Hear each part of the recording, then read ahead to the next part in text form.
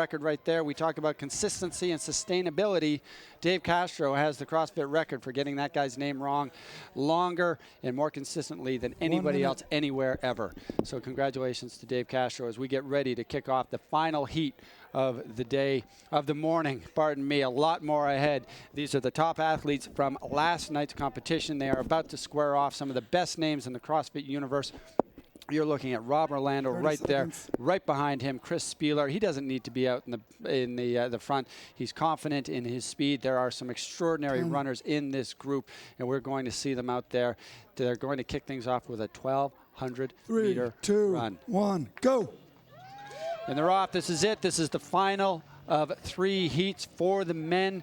This is to establish the leaderboard right at the very top. We are looking at the leaders from day 1, trying to move up or hang on to the top spot, and we are seeing some excellent running right off the gate, nice and easy. These guys know what their 400-meter pace is. At least they know what it is as a standalone. What that pace is going to be over the next several hundred meters is almost impossible to say, because we're throwing in a few hundred kettlebell swings and maybe what feels like 1,000 or so pull-ups, all of that before they get back on the track and start running again. I think we see some of the athletes that have their own stopwatches, and so perhaps they want their own watch to get their own splits throughout the workout, and not just relying on Dave to be yelling out numbers sporadically. And let's right now go as we watch the beginning of the 3rd heat of the morning events. Let's send it right down to Miranda, who is on the field. Go ahead, Miranda. Hey guys, I'm here with Tommy Hackenbruck. Everybody knows who he is, obviously. Tommy just took over the top spot, top time for the men's. Is that right? What was your time? I'm not sure. It was just over 18, I think. Okay, so if it's not the top time, it's close. We don't know what his time was. We'll see after Spiel gets done. Right. For now, you might be at the top spot. All right. Well, do you think people expected that from you with all this running? Hopefully, I don't know. I expected it. I've become a much better runner this year. Haven't become any better at snatches, unfortunately, but I felt great about this workout going in. I like longer workouts. That's what I've been working on, and I was excited. All right, and it was a pretty close race between you and Breck Berry for a while. Were you trying to make a bigger and bigger gap as it went on? No, I was trying. I caught myself thinking about it a couple times. I just tried to block it out of my head because I knew I had to take short breaks on my swings and pull-ups so I didn't kill my grip. And the worst thing you can do is get caught up of thinking you need to pass somebody, because then you'll just kind of gas out. And how was the 90 seconds? That's not a lot of time for the second part of this little deal here. How did that go for you? No, I tried to buy myself about 10. I broke up my last set of pull-ups. But it was quick. I hit, the weights that I wanted to hit. I just didn't hit the last one. So I hit my progression. I felt good about it. I hit it in warm-up. Obviously, I was fresh. It wasn't a max, but it was something I thought I could get, and I just didn't quite get it. But it was short. It takes a lot of strategy, and it's gonna, a lot of guys are. The difference of 10 pounds can be a lot, and it's hard to make that up if you don't play it right. That's right. And is your wife and your little baby here? Yes. Both babies. Penelope's 7 months, and Bowden's 2 years, and my wife Bobby's here, and they're awesome. They're helped me stay focused and stay grounded. Cool. Well, thanks for talking to us, Tommy. We're going to send it over to Kariana, who I believe is with Breck Berry. Hi, guys. I'm with Breck here. He was the 2nd place spot so far in the day. How are you doing, Breck? Doing good. Great. And we just talked to Tommy. How much did his pace play into your strategy? Did it keep you moving? Were you trying to ignore what he was doing? No, it kept me moving on the runs for sure. I was trying to catch him. I just couldn't seem to catch him. Yeah, and you're a strong runner. This is you're a veteran to the games. You've competed 07, 08, 09, and this is your 4th year. So how are you feeling about the scoring, and give us sort of some perspective on that experience? The scoring for this year's game. I like the scoring. I like how wherever you place, you get a point for that place. I like it that way. It's always different, so you never know what to expect. Great, and I know that you said that the first year your dad, it was like a trip you guys took out here together. Do you have support here this weekend? Support at home? What's that look like? Got a ton of support this year. My parents came out, my wife, my daughter, and I have, I believe, 14 members from my affiliate that came out here. So I got a lot of pressure on me. Well, that's great. I'm sure they're all they're rooting for you. So do great this weekend. We're going to keep our eye on you. And back to Marty at the booth. All right, thank you so much, Cariana. Let's go right back down to the stadium floor, or to the track floor. We are looking at the kettlebell phase. They have to do 63 kettlebell swings. We are looking at the best of the best. These are the ones with the best performance from the previous day. There's Chris Spealler, who right now is in the lead from the first day. And again, one of the most efficient and qualified runners at this point, and Matt Chan just behind him there. Again, we were talking about the distance that kettlebell has to swing. It looks pretty big in his hands, but the distance it covers is a little bit less than your Mo Kelsey's out there. Rob Orlando at the bottom left-hand side of your screen. These athletes are among the best known athletes in the CrossFit universe. And again, the focus right there on Chris Spealler. And we're going to get some updates in terms of numbers. Right behind him, Matt Chan. Let's not forget Mikko Salo, Neal Maddox, also in this particular heat. And we have athletes here trying to move up, and we have athletes trying to hang on to their position and extend their lead. So again, each and every one of these athletes already on the kettlebell swings, but there are a lot of them. The kettlebell, 1.5 poods, 55 pounds, 63 swings. That's Rich Froning. A great performance last night in the couplet, and that has earned him a place in the final heat today. I think we also have to take into account some people can get rattled by being in different arenas for competition. You could be really used to your own gym. Maybe your kettlebells are a little bit different. Are they a little bit thinner or thicker on the top? Same with the pull-up bar, which some people, they can just shake it off and it doesn't matter, and you can have some, for lack of a better word, some people more like me that might be a little more high maintenance. That, and you could see in that fantastic picture that we just had overhead, how perfectly overhead Mikko Salo's kettlebell swings were. You could read the serial number on the bottom of that kettlebell. And we're looking at Chris Spealler. He is now the first getting to the bar, and not somebody who's known for his trouble with pull-ups. We'll see how he does here. He's got to get a lot of pull-ups done, and he's already going to be pretty tired like everybody else. 36 pull-ups is what he needs to get through, or get put in the bag right now. And he's jumping back up. He was already off the bar. He's used to feeling his the skin pull away from his hands. And you can do 106 pull-ups in one go. You're used to putting up with that sort of pain.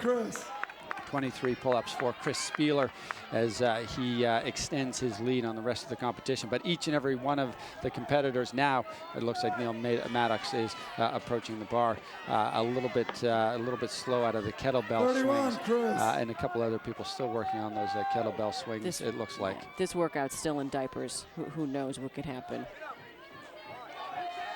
I mean, it could be poopy. Chris is off. Is that what you're suggesting? 18:07. Chris is already off. And of course, 18:07 is the time to Graham beat, and Holmberg we are off. under 8 minutes on the first. So what you just saw was a sub-8 minute Helen done in an order that makes Helen even harder. And he is running nice and easy out of the gate there, and back on the track thinking about the rest of the job that lies ahead. He has 2 laps to do.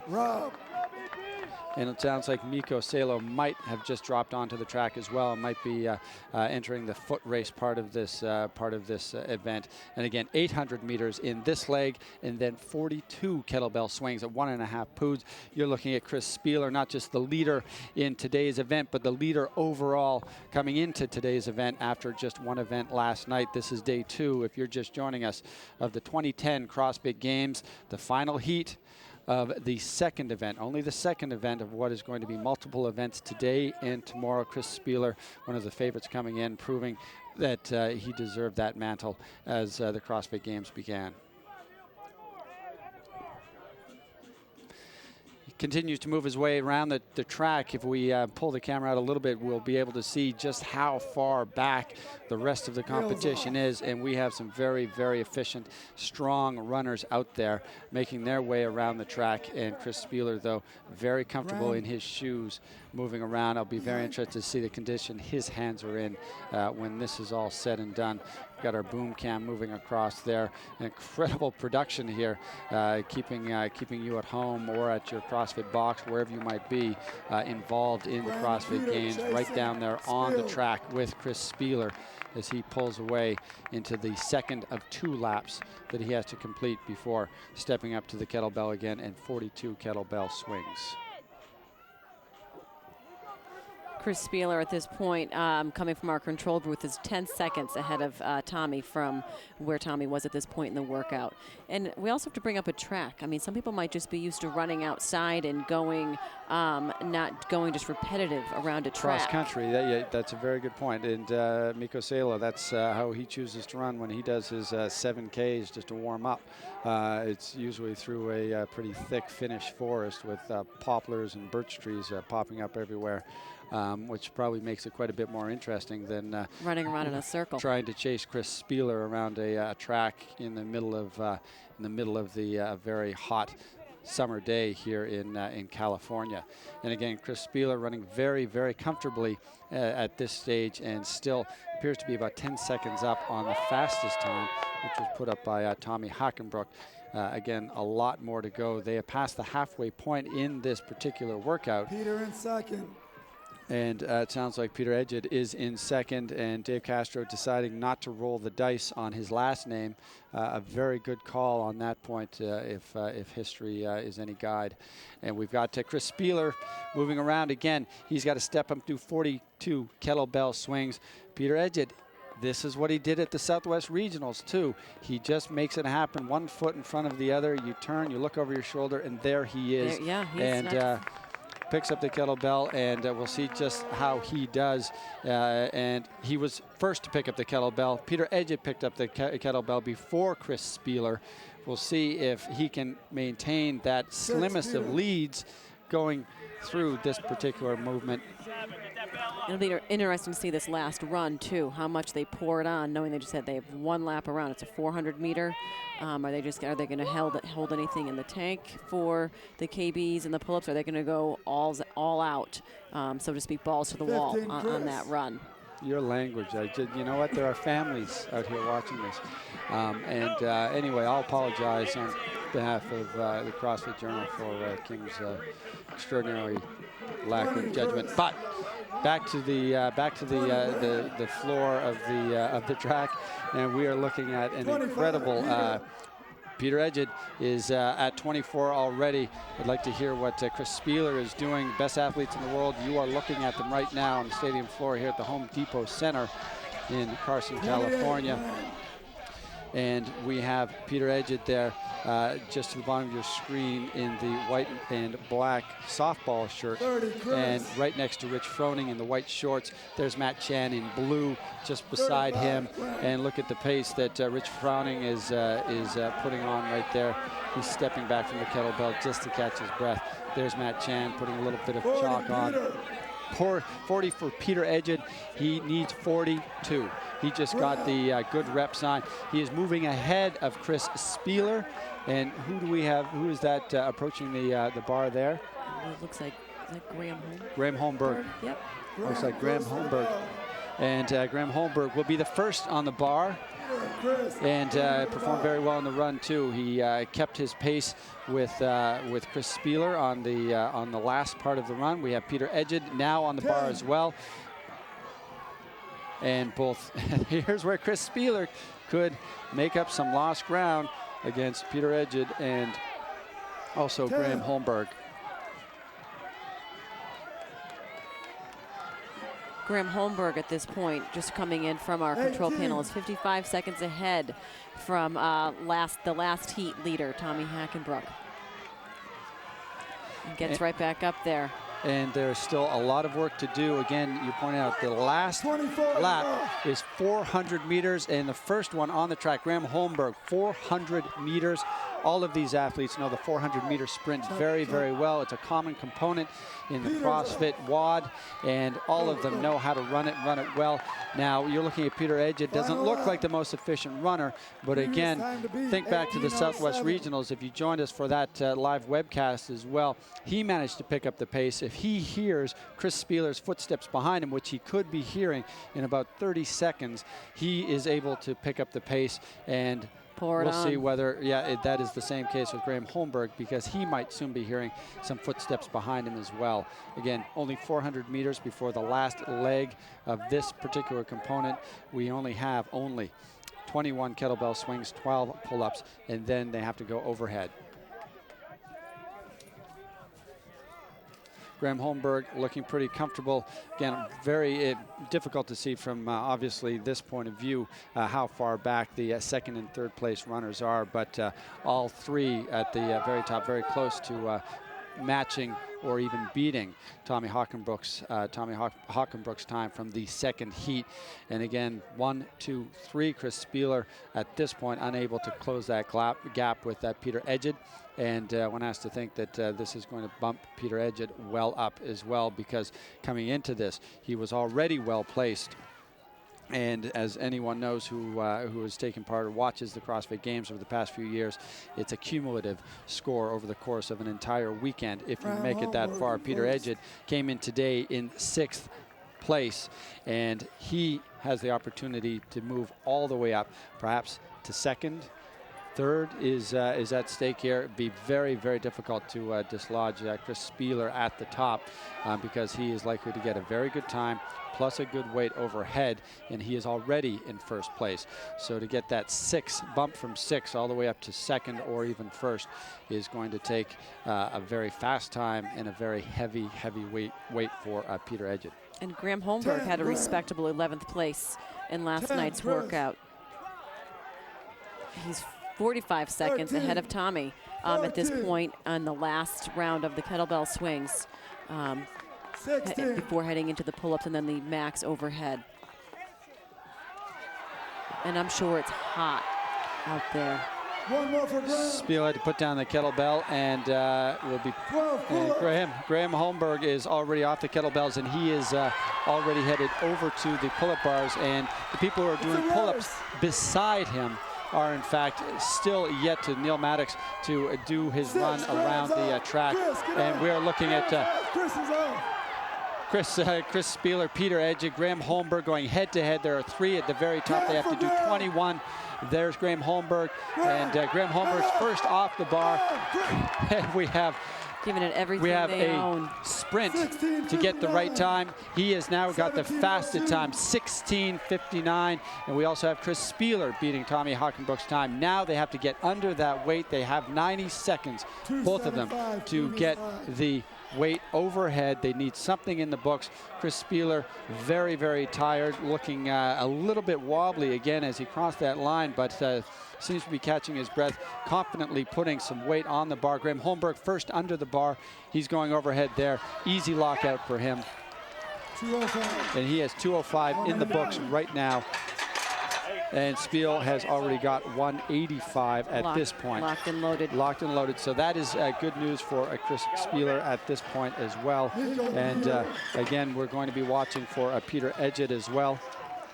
Graham here is going for 255. His clean and jerk we have on record is at 275. He's going from the back position.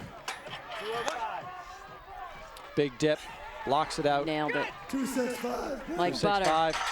We'll see if he goes for another. And here we have 205. He's got to drop under it and lock it out, and he gets it. 205. Peter Egyed, 205. And again, the one here potentially with the room to move, make the biggest move, is perhaps Peter Egyed, coming in 6th place, gets a good solid number plus a solid time, and he could move well up in the rankings, but so could Graham Holmberg with this lift. That could have been 285. We're going to have to wait and get that number. He walked back he walked back. The black plates can be 10 or 15 pounds. We'll have to wait for official word from the judge. We already have the fastest time in the final heat. We already have what could be, well, the weight to beat is 275. That's Jerome Perryman.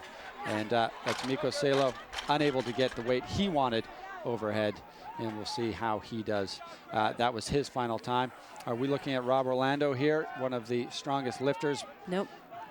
245. Nicely done. Nicely done. And again, it's the exhaustion factor. What do you have left in the tank?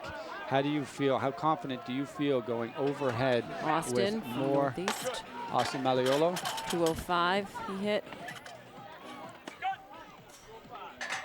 That's Pat Burke. Throwing some weight up. And again, we are waiting to get official word from the judges. We will update you with their numbers as soon as we have them. And we will update. There's Rob Orlando deciding to go just a little bit heavier. Let's see what he has in the tank. Again, with your heart beating, with the exhaustion of the run, everything else, it comes down to the confidence. Graham Holmberg, 285. That is the new load to beat. And Mikko just went 255. I thought he had stepped away from the bar. Obviously, he had enough time for one more attempt. So 255, that is a good weight and a good time. And Matt Chan there might have just squeaked out 275. We still have Ben Smith still working on those, Ben Smith is still working on the kettlebell swings. And we're looking Matt at Chan. that's not Matt. No, that, excuse me. Again, we're just waiting to get numbers in. Chad Mackay was there, and we have the young Ben Smith, and he is now on the bar. He still has time to finish it under time, and again, all of these athletes wanting to move a little bit higher up in the rankings this morning and having the opportunity to do so.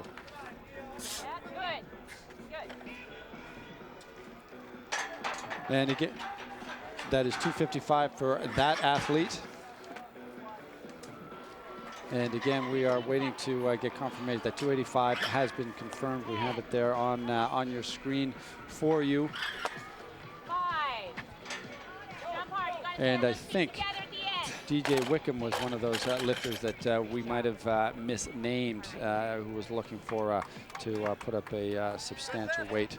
And again, just a couple athletes left to lift. Neal Maddox right now. And just about everybody finished with this particular workout, but a couple of athletes still an opportunity just to put perhaps one more lift in. Ben Smith still has to get over to lift. That is 22 minutes. That is, nope, you still have, they have 22 minutes.